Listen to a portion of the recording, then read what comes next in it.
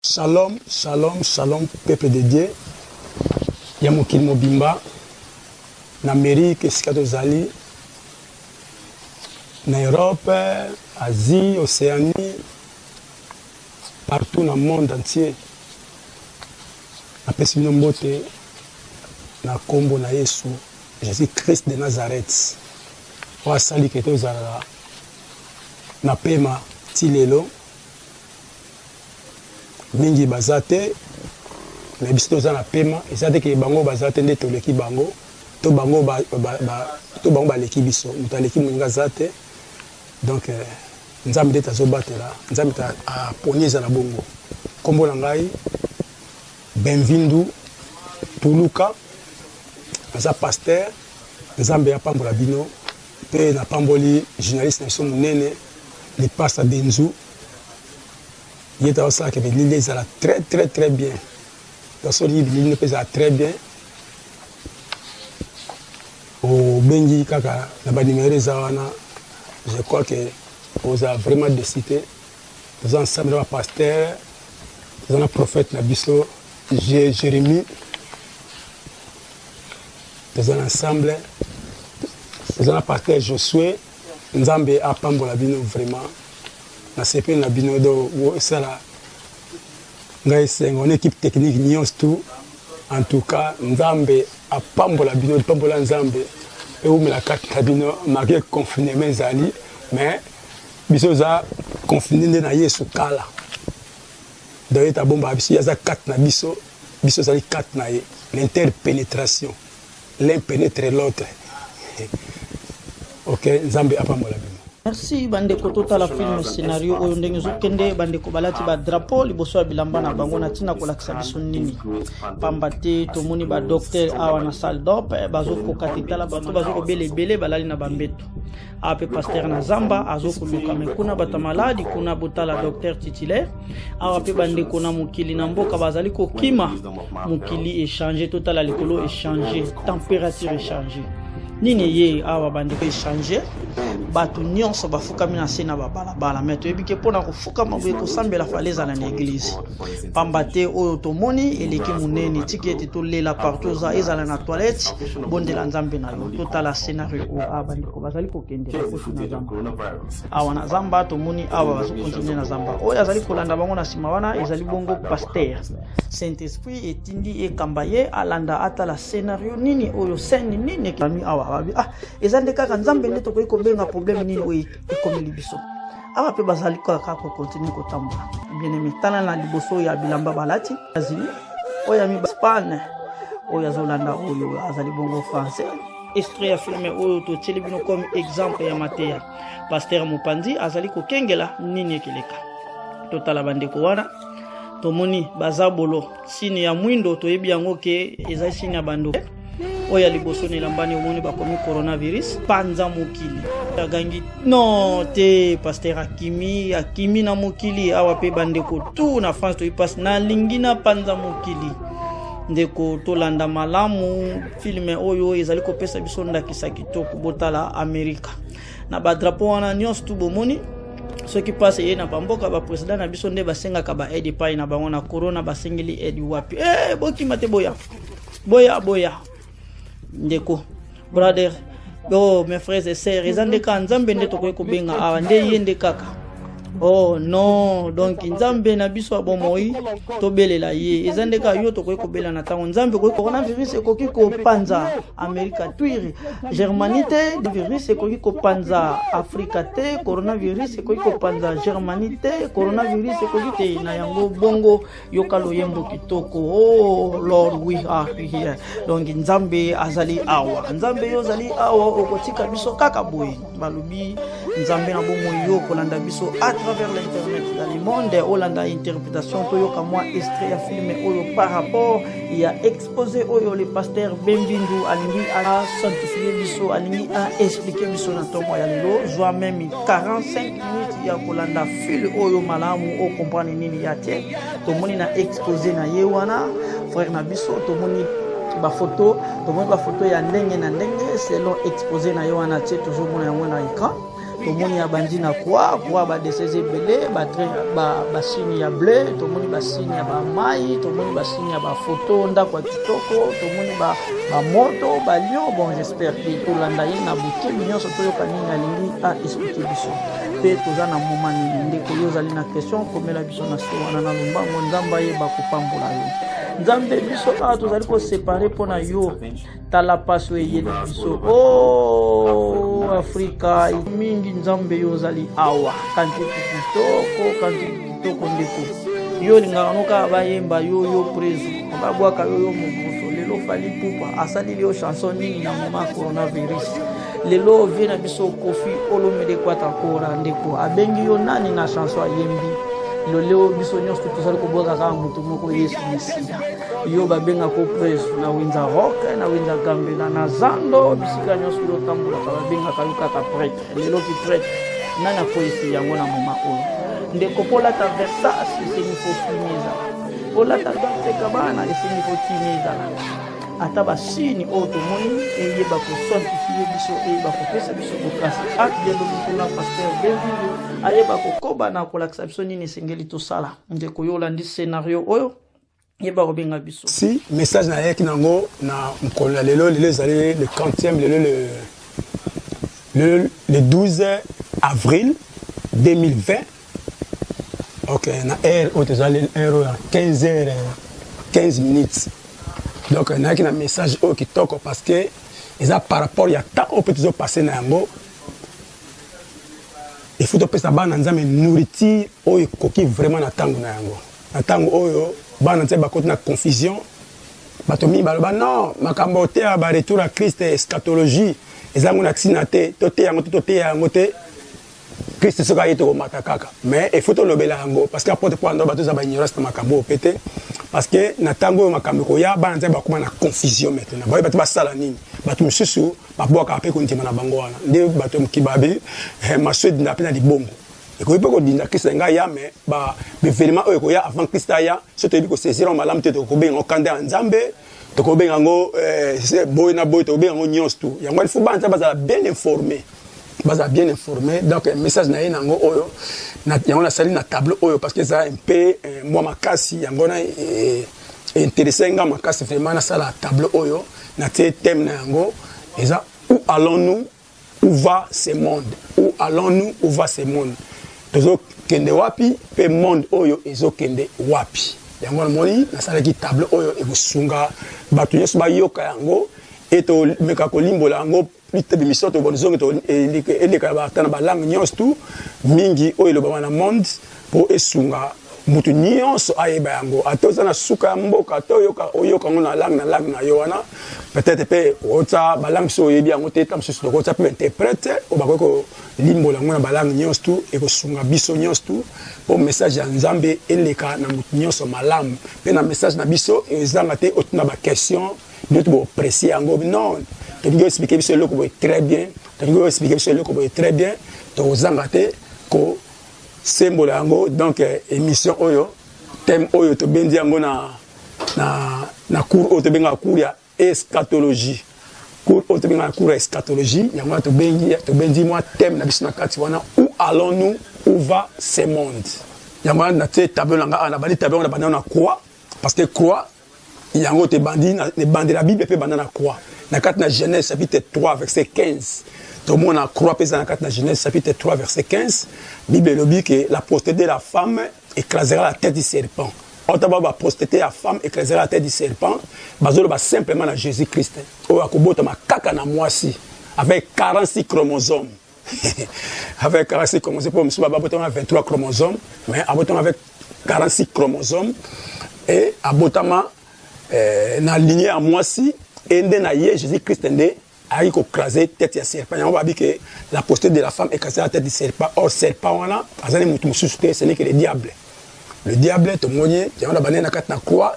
si so tamboli un peu na cet testament bato mo na croix même na kat na tabernacle croix pe zalaki même Moïse pendant marche na ye to mo na croix et zalaki que to zonga makambo moko na moko ti akoya ko dans le Nouveau Testament, il y a la croix, puis na venu à Saint-Esprit, comme Matanae, plus tard, tout le monde a Saint-Esprit, eye kosunga biso awa parce que Jésus alobi que naotika bino baorphelin te mais naotinda bino consolateur mosusu et notre consolateur si Saint-Esprit ayaki na mokili oyo tongo za baorphelin si nous ne sommes pas les orphelins aujourd'hui à cause du Saint-Esprit un orphelin alelaka un orphelin azanga keloko olia un orphelin azaka souffraka un orphelin azana ba manque ebele yango wana Jésus abi non poto souffrir te poto manquer belé te abi non non tika bino ba orphelin te ayeba ki passe ya ba orphelin de ba orphelin ba souffrir na ba mboka ko ba Congo ba mboka ko ba Angola na kotina nyonso mama zate para zate mwana azana aja muke kaka ye moko aza orphelin akufela ba botte d'une manière d'une autre aza orphelin azo souffrir yamona Jésus abi non biso ko souffrir bongote abi na ko laisser bino jamais ba orphelin non tina bino Saint-Esprit yango ce ne sont pas les orphelins aujourd'hui à cause du Saint-Esprit bien aimé nana biso que tozana temps on atteint un Saint-Esprit et ça ba appellation ebele to ko benga temps actuel de l'église on a commis awa période actuelle de l'église to ko benga période du Saint-Esprit to ko benga temps de la grâce. Donc, ils ont une appellation un peu ébélé awa. La 4 awa. Donc, tu as le belango, nabo zindo, nyonso vraiment. Après période auto, aussi sa période oyo, enlèvement et salama. Et l'autre, c'est là, retour à Christ. Nega kendaki, abaka ozonga ya ozwabiso. Or, Christ, quand il y a Christ, ils ont la malamoko, mais ils ont deux phases. Déjà, quoi, filmer, il y a moulaï, mais on a deux épisodes. Premier épisode, na deuxième épisode. Donc, ezaka koya na ye moko me bakaboli yango na ba ndenge mibale. Donc, premier koya na ye retour à Christ na première phase na yango et ozala secret. Ezala secret, batu nyonso ba omona ete ka ba obako ba ozala enlever, o ba participer na enlèvement wana, l'événement wana de ba omona. Même ba caméra na biso, même ba téléphone na biso, même ba sali mikolo ba sur 5G. Et qu'on va jamais filmer événement où il y a à cause de la rapidité il y a l'enlèvement de Christ. Les gens qui na ba Chine, na qui ba pays mususu mingi. Je ne sais pas na vérifier en côté mais na zo yoka ba réseaux sociaux total tout le monde que ba comme dans 5G mais ba ko zoka rapidité il y a ko filmer événement où il y a l'enlèvement de l'église. Ba ko zo en côté parce qu'ils ont une vitesse extraordinaire. Bien aimé Bible en éclat d'œil, en éclat d'œil. Donc, en éclat d'œil, les morts en Christ, c'est quoi? En éclat d'œil, kawana, tokokutana bango awa. Namabele, en éclat d'œil, kawana, tokokangamana biso bato tozala vivant o bakufate tant Christ akoya, tokosekwana bango. En éclat d'œil wana, tokokutana bango kaka. Na dans les airs, na raconte dans les airs, tokokutana retrouvailles kozala wana. En éclat d'œil wana kaka, tokomata na likolo. Donc, ils ont une vitesse extraordinaire. Caméra de mon côté, G5, G6, attends, 7, comme j'aime qu'on filme l'événement. Ils ont pour yo, nangai, automona Christ, mais il faut aux ala, ils ont une condition. Condition, il faut en Christ. Corinthiens et le Binabiso, si quelqu'un est en Christ, il est devenu une nouvelle créature. Si quelqu'un est en Christ, c'est sa condition être en Christ. Il y a la même condition, apporte pas à rappeler en 1 Corinthiens 15, 51 à 52. Alors dit que les morts en Christ resteront premièrement. Et sa condition, on va remplir ça qui est qui vivant. On va remplir condition, qui en Christ et être en Christ. Le temps va couper en Christ et apporte pas que les morts en Christ resteront premièrement. Ça veut dire qu'il y a d'autres morts qui vont couper. Pardon, ba ko se quoi te, ba o bazaki en Christ te, ba o se quoi te, mais o bazaki en Christ te ba o se quoi. Ndenge mo pe et nous les vivants en Christ aussi, nous allons enlever. Cela veut dire que ba mort nyons te ba o se quoi. Ba mort o ba o tika o bazaki en Christ te, pe ba vivant o bazaki en Christ te, ba ko se quoi te. Voilà, ndenge ba ko mata mais na ipse loko moko intéressé fo ba malamu.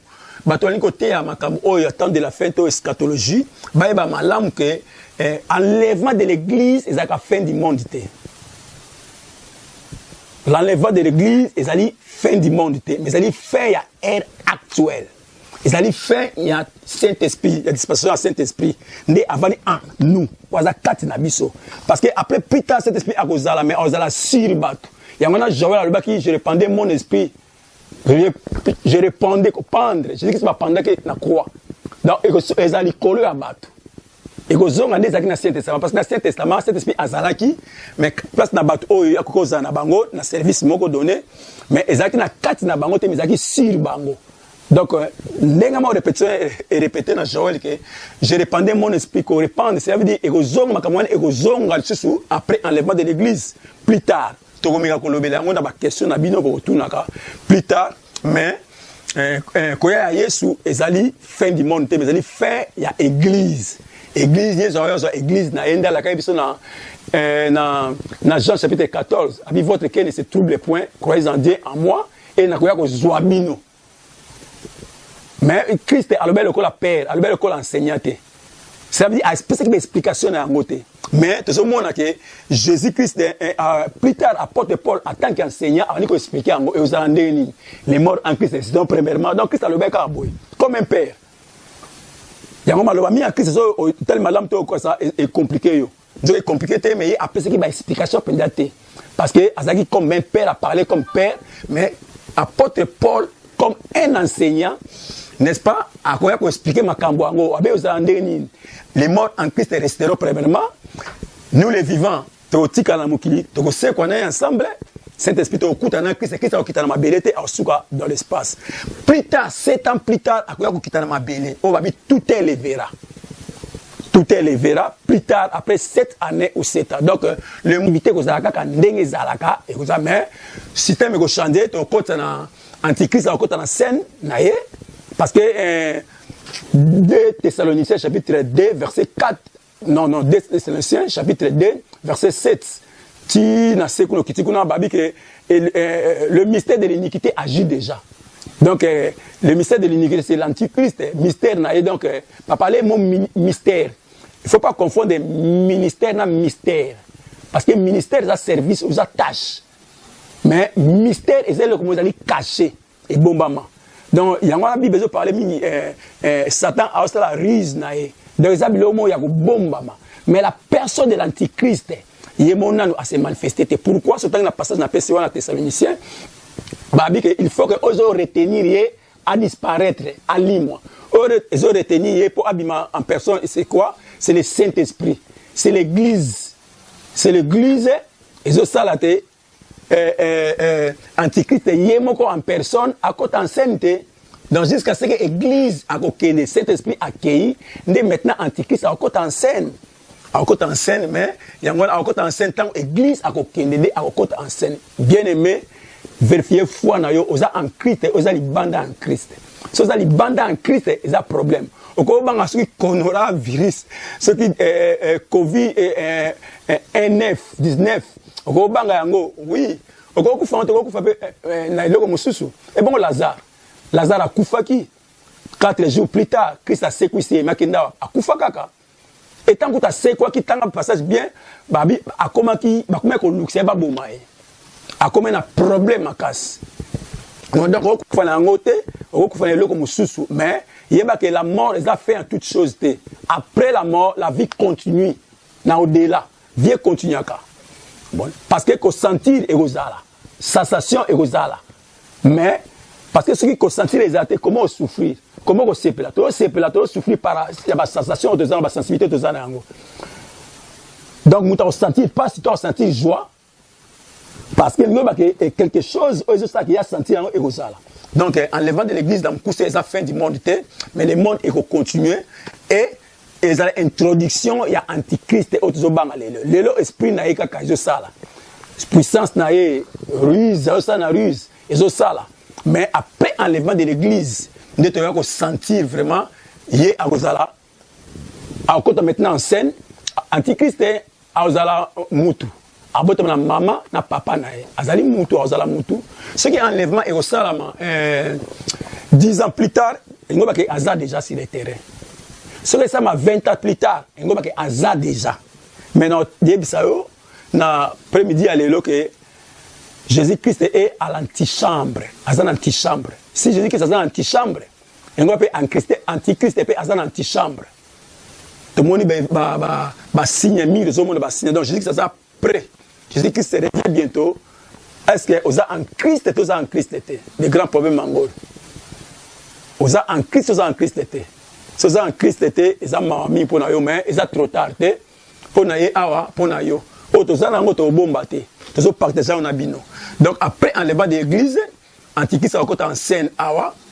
Aya on va na ko diriger mokili oyo parce que mokili oyo ezonga et comme lokola ezonga royaume c'est royaume empire romain renaissance et empire romain ezonga parce que tant Christ est sur la terre avec okuta ba pays nyonso qui ba province ya ba romain ba pays nyonso même Israël ezaki province ya ba romain ba pays nyonso qui ba province ya ba romain parce que ezaki na ba ezaki empire romain ezaki wana tango akenda katika empire romain tant pe akoya okuta ka empire romain koya na esclavie ya deuxième phase après 7 ans. Alors, l'Empire romain est un terrain parce que la Renaissance de l'Empire romain est au Salama. Et bonjour, après tout le belango fort pendant la vie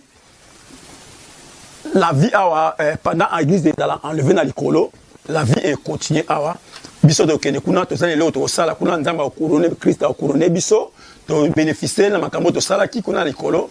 To sala 7 ans plus tard 7 ans wana to kita awa na mabele na montagne ya Olivier. To kita awa na montagne ya Olivier 7 ans wana plus tard to kita na montagne ya Olivier awa n'est-ce pas mais avant to ya kuta guerre na mokili oyo o nyos to zo banga o nyos to zo lenga en tout cas bien aimé to ya ko vivre yango bato ba otika la ba vivre grande tribulation. Dans la grande tribulation probablement Ekoya après enlèvement de l'église. Antichrist est encore en scène après enlèvement de l'église. Malgré il y a beaucoup de polémiques, de tendances c'est belé, mais biso za bato to croire que l'église est nettoiement avant la grande tribulation. Avant la grande tribulation, l'église est en nettoiement et plus tard Toya ko kita awa na Christ ensemble na montagne à Olivier. Donc kita na montagne à Olivier plus tard. Et pour te introduire millénium awa. Na combien awa royaume médiatorial. Pourquoi on médiatorial? Ming ba benga ngo millénium. Ba théologien ba benga royaume médiatorial pourquoi? Parce que aya ko la médiation entre le règne de l'homme na règne de Dieu. Ya mona Daniel amona ki libanga mona Daniel 2. Elongwe 35 kuna elongwe sans secours ya liboko et beta stati ya Nabucodonosor na Daniel 2 et ko beta na makolo. Pendant les bangana et beta statut mutute ni parti nyos et beta makolo. Pourquoi beta makolo? Parce que makolo awa est présenté empire romain. Yangwana comme empire romain te go réunir tant au Christ akoya. Ya ba parler bangana et beta awa. Parce que na mutu eza empire Babylone na awa na tolo eza empire Médo-Perse. Ici ezali empire Grèce et na makolonios na sekuna eza empire romain. Comme Christ akoya eza renaissance et empire romain. Et à quoi okuta empire romain sur la terre, il y a un banga on est ko beta statut na makolo. Et là c'est empire romain. Alors c'est quoi si makolo bukani nyonso et statut nyonso ko panzana. Parce que dans Apocalypse chapitre 13, au moins vampire wana ba koti on na nyama moko monstre. Et représenté vampire nyonso to wana to kolobela ngo makasta to sala awa to kolobela sur la grande tribulation ou 70e semaine de Daniel. To kolobela ngo to peut explication en détail. Voilà to kita awa allez pote ya sala introduction et awa pe to sala introduction ba ya kanga antichrist na faux prophète ba ya kuta na tango wana ba kanga ye ba otaba on na kat na enfer et ba kanga Satan o ba boka ke na Apocalypse chapitre 12 ba boka plus tard parce que faites très attention, l'Apocalypse est divisé en 3 parties. Apocalypse, Apocalypse 4. Tina suka, ils ont événement au nan salamate. Ils ont événement au nan salamate et au salama plus tard. Et au salama plus tard, Apocalypse 4, comme Satan va voir qu'il y a Apocalypse 12. Ça veut dire, nan akita ma belete, aza quelque part. Après de pouvoir dire, tous les habitants contre les esprits méchants dans les lieux célestes.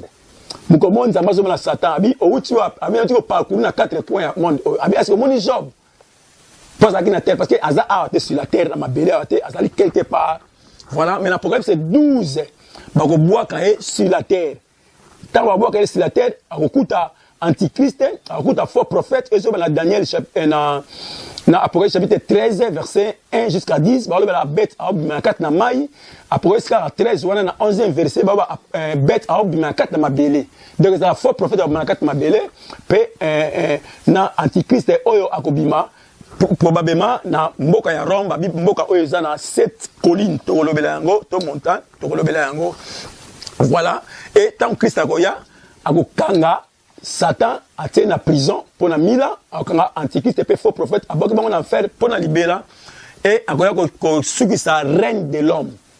Il y a un royaume médiateur, ça médiation entre règne et règne de Dieu. A régner maintenant 1000 années to 1000 ans sur la terre ensemble et probablement dans le pays il y a Israël des montagnes où ils allaient en montagne à Olivier ou à Okita dans Zacharie chapitre 14 verset 3 à 4. Ces pieds, ces jours-là, se poseront dans la montagne à Olivier. Et montagne à Olivier et au Pasqua en deux parties. Changement changement topographique et au Salama. Et probablement, la fleuve morte. Et au Joanzela, il y a parce que fleuve voilà, il boit quand on a mon côté. Fleuve voilà, il boit quand fleuve voilà, bien en fleuve morte. Pourquoi? Parce que fleuve voilà, ils ont un lot comme il y a vie quand on a fleuve voilà. Parce que ça trop salé, ça mou à ma casse. Et le même choc que ça a fleuve volonté. C'est Christ, je crois, et je vie, que Christ est, à quoi on te dit millénium, ah, tu vas faire Christ pendant 1000 ans. Plus tard, 1000 ans, tu es ici là, et, bah, tu as Satan, on a dans la prison. Alors, ça, guerre, autobin, guerre, Gog et Magog, alors, ça, la guerre, on a bibi, guerre, on est à la moulaï, pendate, malgré entraîner, battu et belé.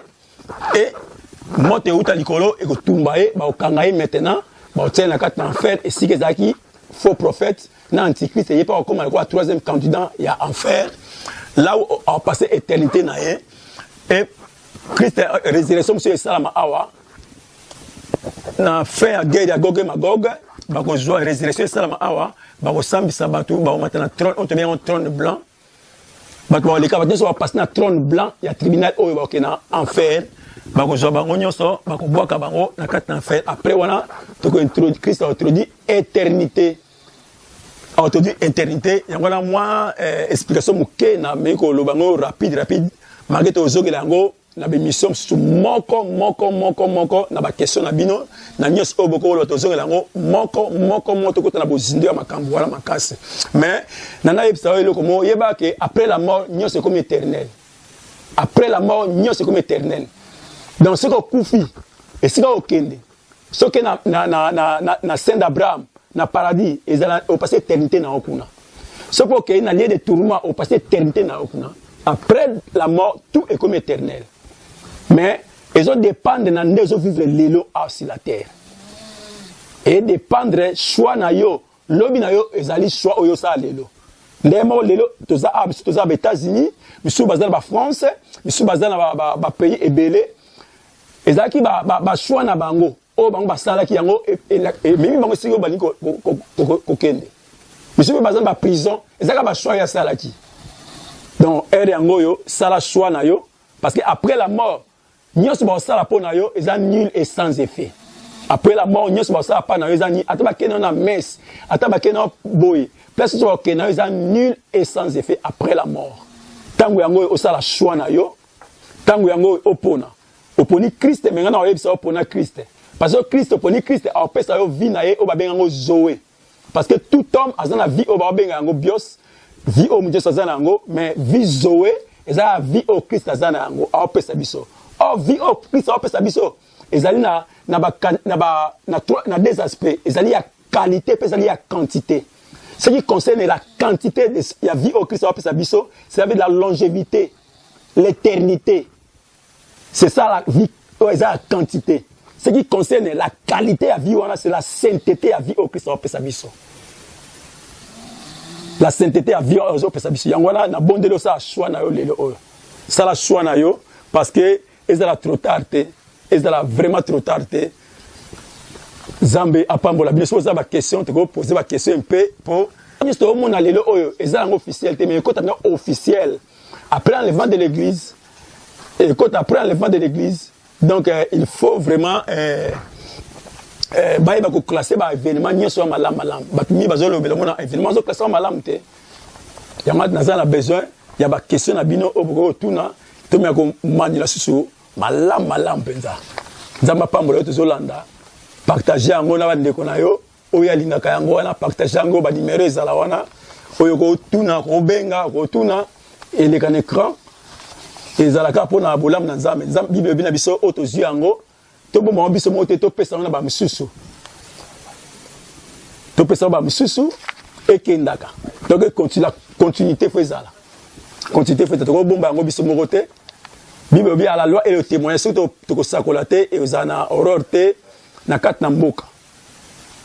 Donc il faut tout me ko partager yango yango na yo muto za ba question ko poser ba question na yo to za vraiment pour na yo to répondre yo na ndenge nyonso ko linga parce que ça magasin ma casse parce que ça tabernacle to côté tabernacle mbamba to te yango pesili mais ba événement aux événements moko ba professionnel prédilective to oza na fitir na bison et ça trop difficile et ça ba polémique ébélé parce que tout le monde est avec à vivre à azate mais tabernacle ça ba to ba vivre qui tango bazali o ba mona ki yango ba témoin killer awa ya pas témoin killer azate yango même ba date to pesa awa ça ba près à peu près ba date mo approximatif mon et ça à peu près donc il même petit on a quoi l'an 28 à l'an 30 et ça va à peu près au date au Christ akufaki l'an 30 l'an 31 à peu près date au Saint Esprit akitaki voilà donc on a besoin il y a pas question na bino pour te mettre à développer tam sur moi une partie seulement voilà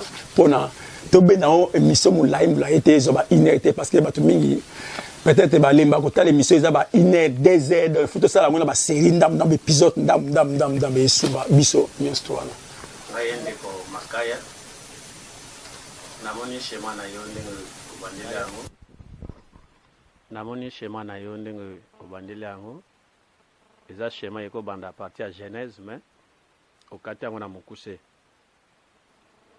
tena ndenge nazomona premièrement date wana ya la 28 à 30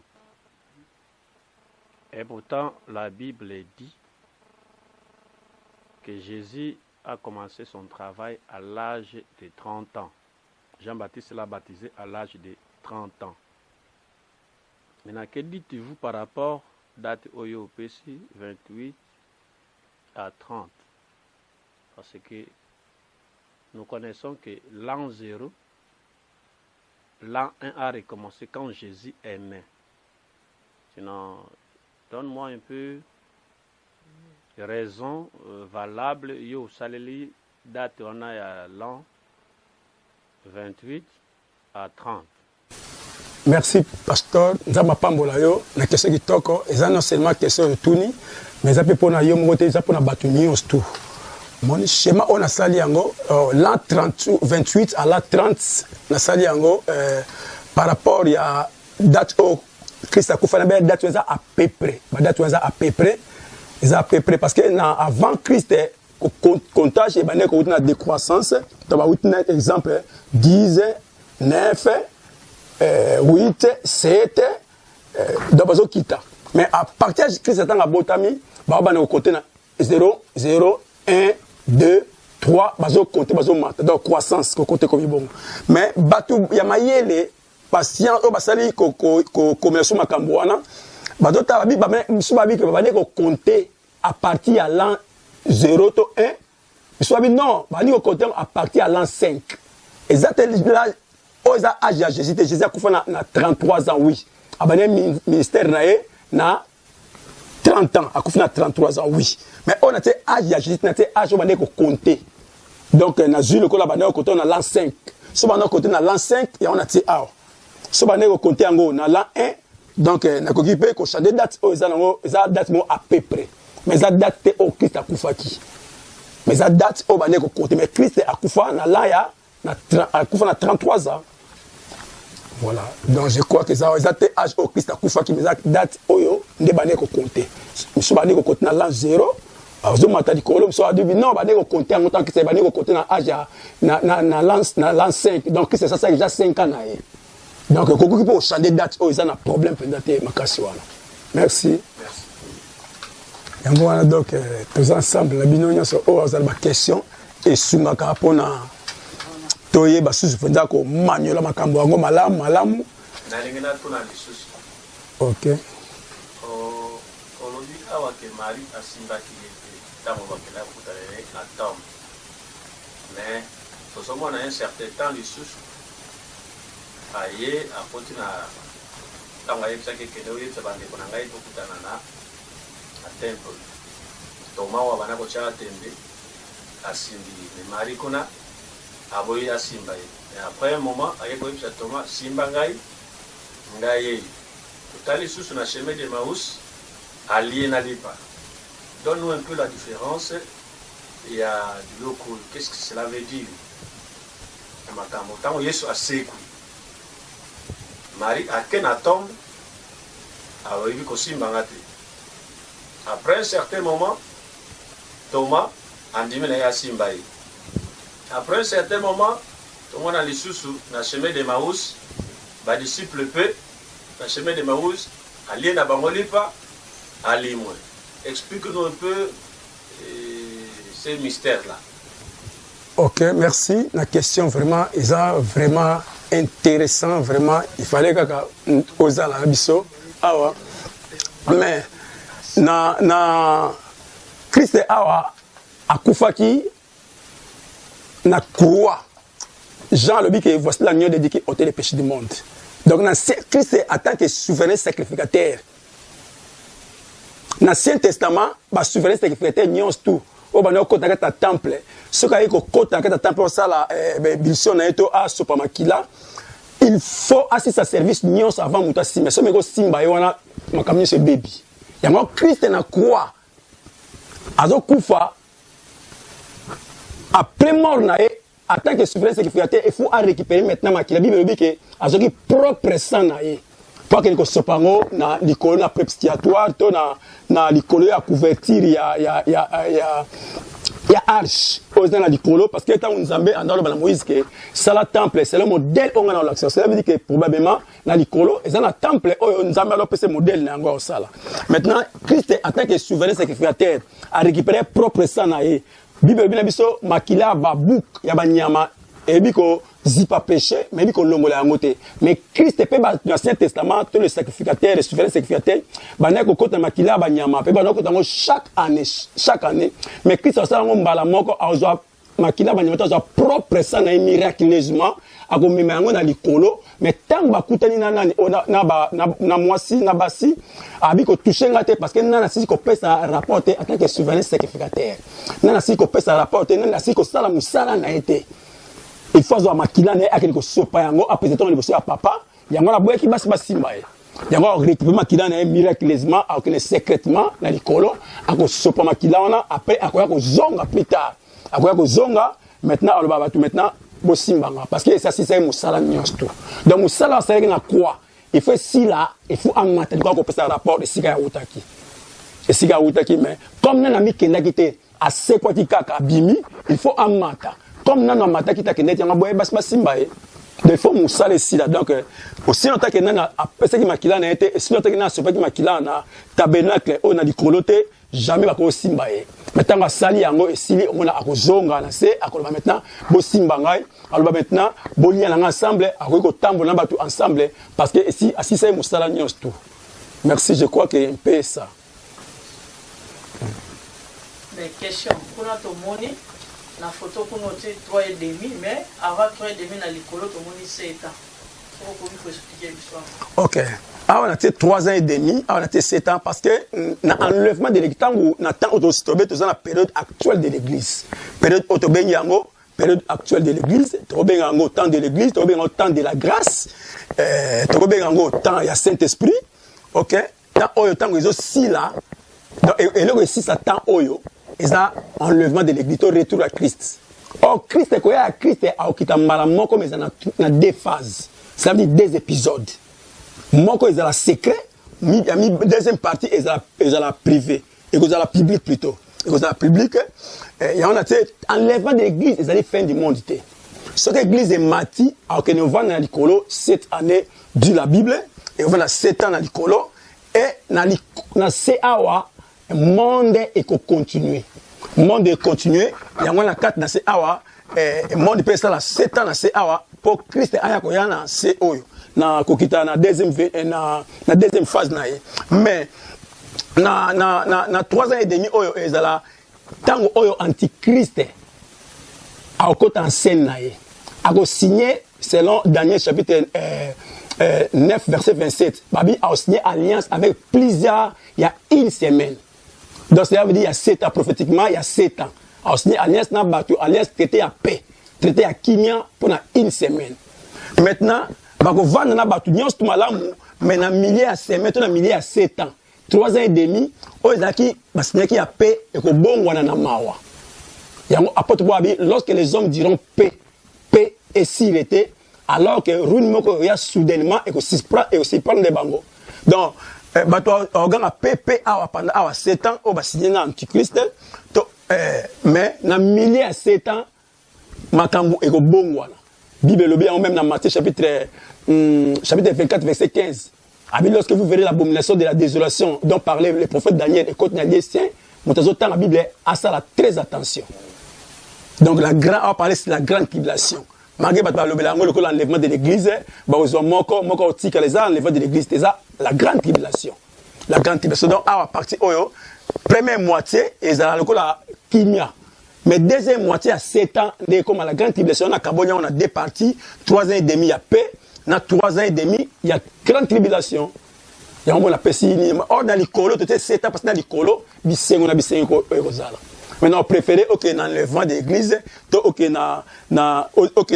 vent de l'église, dans la première direction, suppose la vivant, tu participer ensemble, mais à moins que vous allez en Christ. Vous allez en Christ, vous allez Jésus comme Seigneur et Sauveur, vous allez en Christ, vous participer à la grande tribulation et conseiller, parce que vous allez 7 ans, il y a Kolia, au vent dans Malam, s'il s'agit de Kolia, vous allez donc, il y a une occasion palpitante. Ngai pasteur Josué ndangina poser question moko ya kozonga mukie sima question na ngai eza par rapport à période actuelle de l'église ndenge opesi exposer na yo eza penza kitoko par rapport à grâce yo nzamba che kati na yo mais ena tout na question moko un peu ya actualité na période actuelle de l'église par rapport à la citation au ezoleka na monde réaction ya pasteur eza nini po biso nyonso na minute oyo bakangi ba église na minute oyo coronavirus 19 ezobeta ezosala pendant que église eza nanu na période na yango mpo na biso bana nzambe oyo tozoyoka yo na ngolu nzambe apesi yo et message nini oyo kopesa biso na temps oyo po toza quand même ndenge balobaki bakobeta berger bapate bapanzani tozomona même na ba réseaux sociaux même basala nzambe bazokufa mingi na France bakufi ebele en États-Unis nayebi te kuna na New York malgré biso toza na été amen ce qui peut déjà est touché quand même nini mais par la grâce de Dieu nayebi ke ngolo nzambe eza likolo na biso message nini oyo ya foi koyo kopesa biso par rapport ya période na biso ya église pe na événement oyo nyonso tozo vivre na mokili na si pasteur nzamba pambola makasi vraiment aba c'est belé kati na yo période oyo tozali nango tosala ezala mingi awa mais na parlant ngo makasi no bake apogé nango totalité na yango nyonso ekokisama awa mais moi basekel nango tozana te mona yango koya kokita Christ na kozwa église na ye basigne eza pena mingi te basigne ezali mingi plus eza par rapport oyo okita na montagne ya Olivier mais yango pendant Matthieu 24 Matthieu 25 a parlé mi pour ba juif or ba juif nzamba boka bango libéra te mais nzamba ozongela histoire na bango plus tard après enlèvement de l'église ozongela bango mais bango bazo confier mingi na Christ oyo okita na montagne que Christ oyo ko église parce que pour les juifs ba croire que Christ est ayaki pe azali mais pour na biso ba Christ ba chrétien to croire celui qui était qui est et qui vient Mais pour les juifs, il faut croire à celui qui vient. Or, pour croire à celui qui vient, il faut croire à celui qui était, qui est et qui vient. Même personne. C'est quoi, il y a un Christ à l'obéi mingi na bango, parce qu'on a parlé bango mingi awa. Kokitana na mabele. Il y a un Matthieu 24, Matthieu 25, mingi ils ont parlé pour les juifs. Parce que Christ est à mabele plus tard, il y a après enlèvement de l'église. Mais pendant la situation oyo, autres monde, ce que zali signe moko ya mike, oyo kokisa mapenda makasi par rapport à même grande tribulation. Ils appellent signe temps de la fin. Parce que temps de la fin, ils ont tout un programme. Temps de la fin, c'est événement mon côté quoi? Non. Temps de la fin, ils ont tout un programme au bimba. Ils ont un programme, ils ont une série, ils ont un programme au bimba. Donc, parce que la personne a tant de la fin est banda quand qui s'agit sur la terre avec le temps de la fin et tant encore que zonga a clôturé temps de la fin. Tant encore que zonga a clôturé temps de la fin. Donc, tu appelles la 4 temps de la fin. Et vous appelez et vous savez ça moko ba signe et bang sa biso te ba na Nzambe. Pour la biso attitude aux anango parce que c'est mais quelle attitude aux anango? To banga te so ça ba signe c'est important pour na biso moi na Nzamba ko banga ba signe te il faut que tu contrat c'est pour ba signe na pesa exemple Nzambe atabiso biso ba humain atabiso ba signe mon nzoto na biso pour et annoncer événement moko songolo exemple solo que les toilettes au ça la grand besoin to petit besoin et ça ba signe au moins ils vont passe et ngolo c'est événement moko so ya wana au côté toilette et nana pisser oh na portrait na mija. Et là, événement, ce qui va signer, on les a quittés au ça, c'était un bilamba. Est-ce que signer, on les a mabé, si on s'en a qu'au bota, il faut qu'on passe, na moi, inédité, ils ont musika. Il faut que les hôpitaux aient, ils ont signé annonciateur d'événements au Songolo. Pour la biso Christ, avec avant, il y a tout le monde a bilembo et belé. Mais si on signe, il va signer à corner sur le monde, ils ont mabé, ils ont pas interpellé quelque chose. Et annoncer, même sa voiture, pour combattre à tout le monde, a besoin de combattre car, na ba highway to ba autoroute au moins attends que le monde ba dire que au moins panneau à route et signaler que kuna travaux mo zawana au yebi un fina réduire vitesse ba iso kuna nzela ezali ezana pente makasi au yeba ninga réduire tant mo ni panneau à route et ngoba que événement panneau les ali bosso na yo tant panneau se présenter liboso na yo et ngoba événement ça proche ne la pèse exactement clair que il y a libumu na yo on dit que ta toilette et ça le signe mon kobo mutu moko ta kenaka bo sans signe wana on a une senti libumu passe nana zakuna au rapidité pour que dégager o nyese eli wana donc ba signe ezama bete pe ba signe nyese na attends monsieur a tourner la question est-ce que ça Satan ta tindia on donne nzamba tindia même Satan tinda même nzamba tinda on ezaka signe yako si akotina na likalisi mususu mabe anyokola yo or za signe bato bele bazwa bana bazu bana moko tapsu mbanda azobokola ina kati na ndako omona peut-être asesema musala makasi sukula bilamba ye sukula basani ye sukula ye mais moi na yemoko abombie or azoye batazo former mwana wana muko bako libala ba mi bale mwana na ye ayiba musala te mais mwana o anyokola ke ayiba musala makasi donc ce que zali signe ngo Satan tatindi yango yazoye bate mais ezo bénéficier pour na biso ba ke Christ aza pembeni. Parce que le diable a commis une erreur, moko makasi. Même sur la croix, le diable a commis une grande erreur dans sa carrière diabolique pour entraîner mort et innocent. A même innocent na mort, a été comme ma Christ na mort. Et c'est échec na ye parce que depuis ce qui diable a été comme ma Christ na croix. Et c'est échec na ye. On a protégé qui ça kufa na croix te. On a protégé mais comme il y a eu bakité azam de erreur. Aïe, bah, qui t'a même Christ na quatre croix. Donc, événement, tout le monde a pas d'engrais, n'a pas de pas de ban Nzambe. Et ça, et qu'on appelle moi quoi, bah signe autrement que Christ a une antichambre. Christ a une antichambre, ça veut dire à ça déjà prêt à côté de la scène. Or, ce qui s'est dans une antichambre, antichrist n'est pas dans une antichambre, parce que ce qui Christ a mati à jouer l'église et qui antichrist à côté de la scène maintenant. Donc, vraiment, tout le monde a une maladie. Et banque ça bisoté. Mais tout comme ça Nzambe tout le monde vient Seigneur Jésus Maranatha tout le monde que Christ est à la porte donc tout mitala bien oh yeba ki Nzambe te oh yeba vérifier foi na yosoza en Christ aux libanda na Christ c'est ça que on a ko contribuer ngola pour la bande Nzambe pasteur naza vraiment satisfait na ndenge ko toucher sous likambo basi parce que nazomona ata na naissance ya Jésus ba mage bazoloba ke to vérifier to moni basini nyonso ekokisami yango wana biso mpe tozokende mpo tokende koadore paster. Nasepeli mingi na intervention na yo na likambo nyonso oyo yo olobi. Vraiment nzambe apambola yo. Merci beaucoup paster. Après avoir église et qu'il y a un enlèvement, je sais dans la Bible qu'il y a des messagers de Dieu qui sont descendus dans Israël. Et puis Nathan, Antichrist, a s'autoproclamé comme Nzambe dans le temple à Jérusalem. C'est que le temps où le diable a remettre le pouvoir dans la bête qui sort de la mer, la bête qui sort de la terre. Nathan, où l'église est l'icolo déjà dans l'enlèvement. C'est que tant nini oyo lui-même le grand dragon le diable a rejeté na sina mabele a na lingo éclaircir biso na nous place wana. Merci beaucoup. Bon, merci les prophètes de Dieu, prophète Jérémie. Bon, bah événement nyons tout, en tout cas vraiment eschatologie, il faut mukileye baké. Il y a d'autres événements, ils ont la précision vraiment ma capacité. Même les scatologues nyons, bah événement mususu, ils appellent à peu près. Et quand ils attendent sur les bandes awa, il y a une polémique ébélée, ils ont une tendance ébélée. Ils ont une tendance ébélée, mais ils probablement Antichrist a encore dans la scène probablement.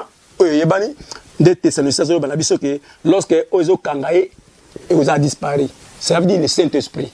Cet esprit a disparu pendant l'église n'a pas et ta perception nguya alongo la loi pesantere za kata biso ça que biso to koya na se to kwa komata te alongo la kata biso et to ça que to mata mais na apocalypse na otenga na kata na apocalypse bana apocalypse 4 tina 22 na loba kiango liboso eza be événement oyo e ko salama les prophéties prédictives aux futures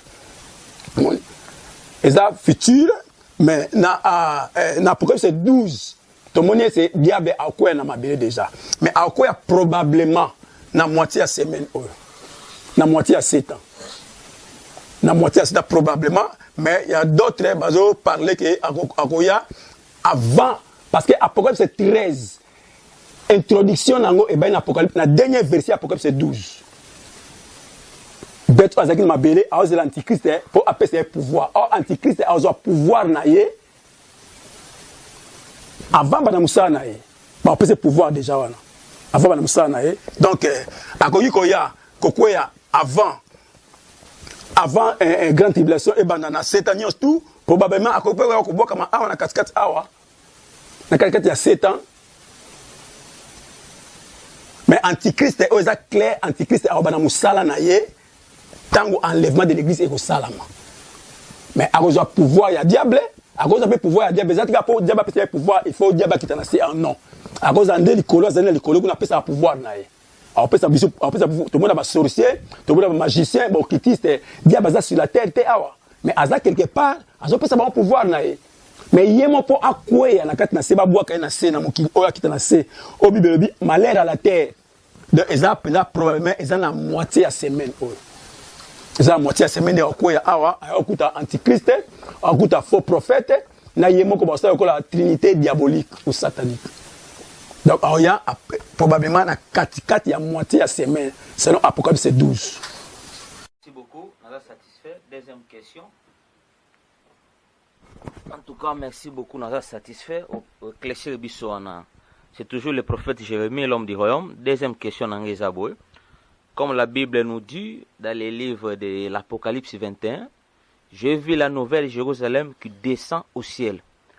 Place oyo na mot des oliviers oyo les Christ à descendre et l'on a église et après place où tu peux expliquer biso awana après Jésus ko descendre na église na mot des oliviers après on atteint millénium après on a y encore ndenge parler ils ont na résurrection lisusu na linga suko o éclaircir biso na no lisusu place yana résurrection et cause na tani lisusu place wana. Merci beaucoup. Merci, prophète. Résurrection, ils ont la première résurrection, la deuxième résurrection. Ndemo koya résurrection zali, ndemo koya Christ, tu bien ils ont la première phase, la deuxième phase. Résurrection, première résurrection peut être divisée en deux. Ils ont divisé en deux. Moko et salama tant église azo nettoiement pas pour un Corinthien 15 51 52 tant église azo nettoiement les morts en Christ résisteront premièrement. Et la première résurrection mais il y a deux phases. La résurrection première résurrection il y a deux phases. Et kabona en Christ en Christ ne ba ko sekwa. Ba ko sekwa en Christ pe ba to ba la vivant en tangwana ba ko sekwa. Maintenant deuxième première résurrection na deuxième phase nango et ya ko sala ma tant Christ a kitana mabele awa. Malgré ba polémique ezé belé na kati wana mais puisque croire que résurrection il y a première résurrection na deuxième phase nango et ya sala ma tant Christ a kitana mabele awa. Et ça plus il y a ba martyr.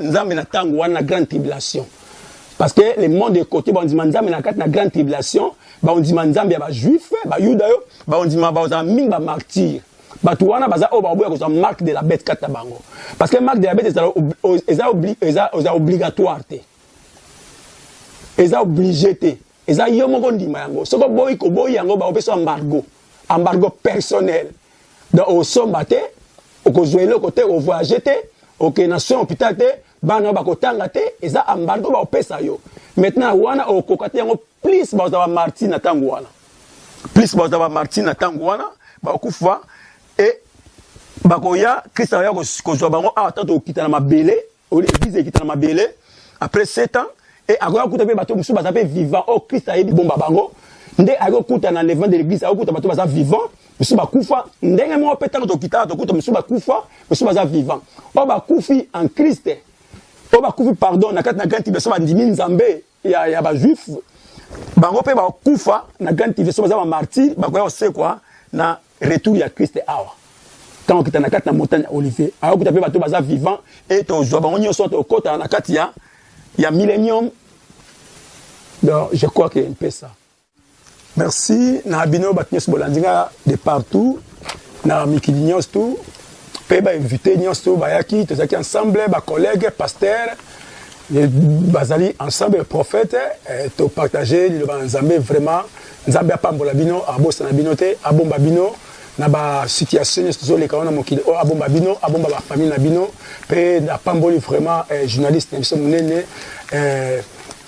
oyo ya kati ya télé promo nzambe azolo kumu pe na batunyoso obalandi vraiment eloko ya makasi osimba omitala vraiment soza en Christ toza libanda na Christ parce que tout oyo ekolekana yango mais yozala en Christ ozala question contrôler foi na yo parce que tozomona ba signes déjà près na biso wana te parler avant que chaque événement zo salama eza un signe nango et ça qui même Jésus même nzambe na temps Noé avant moula événement yaki wa Noé ateaki alobaki nyonso tout mais o bayokaki de babikaki o bayokaki te passe pour na bango naza besoin ngana yo tozala o tozali famille parce que l'église a une famille un foyer o tozana famille après tozana famille na likolo parce que famille na o botem na kata nzoto ko ta famille restreinte to famille élargie ce ka ibinza mete bo suka ngo mais famille o ya Christ to bandi awa tina likolo na senga yo ozala moko okota na famille na famille so pour okota na famille na obotamaki ndoko na famille na yo ba pesa okuma papa na yo